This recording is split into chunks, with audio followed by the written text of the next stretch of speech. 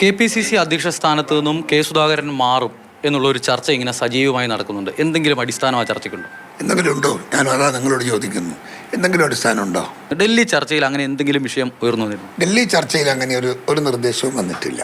പ്രവർത്തിക്കാൻ പറ്റാത്ത അനാരോഗ്യം കെ സുധാകരനുണ്ടോ? അങ്ങനെ മാറുമല്ലോ വേണ്ടത്. നേരം ഡോക്ടറെ കാണിച്ച് ചികിത്സിക്കുമല്ലേ വേണ്ടത്. KPCC പ്രസിഡന്റിനെ പറ്റി പാർട്ടി പ്രവർത്തകർക്കിടയിൽ ഇത്രയും കൺഫ്യൂഷൻ ഉണ്ടാക്കുന്ന ചർച്ച കൊണ്ടുവരേണ്ട വല്ല കാര്യമുണ്ട്? ഒന്ന് ഡൽഹിയിൽ പോയിട്ട് ഖാർഗേജിനൊക്കെ ഉള്ള തിരക്കുകളില്ല. ഞാനിവിടെ നിന്നും ഫ്ലൈറ്റ് പിടിച്ച് ഡൽഹിയിൽ പോയി ഖാർഗേജിയെ കണ്ട് പരാതി കൊടുക്കുന്നതിലും ഭേദം ഇത്തരം ചർച്ചകൾ അവസാനിപ്പിക്കാൻ ഇടപെടൽ ഉണ്ടാകണം. അങ്ങനെ ഒരു പരാതി ഉണ്ടോ? പിന്നീട് കേരളത്തിൽ കോൺഗ്രസിൻ്റെ മറ്റൊരു നേതാവ് ലിജുവാണ്. ലിജുവോട് ചോദിച്ചിട്ട്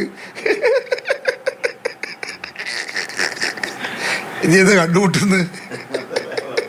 പല പേരുകളും ഇപ്പോൾ ചർച്ച ചെയ്യുന്നുണ്ട്. ആന്റണി, സണ്ണി ജോസഫ്, അങ്ങനെ പേരുകളൊക്കെ വരുന്നുണ്ട്. അപ്പോൾ ഞാനങ്ങ് പോയിക്കോളാം. ഏതെങ്കിലും തരത്തിലുള്ള അഭിപ്രായം തേടിയിരുന്നു ആരെങ്കിലും? ആരും തേടിയിട്ടില്ല.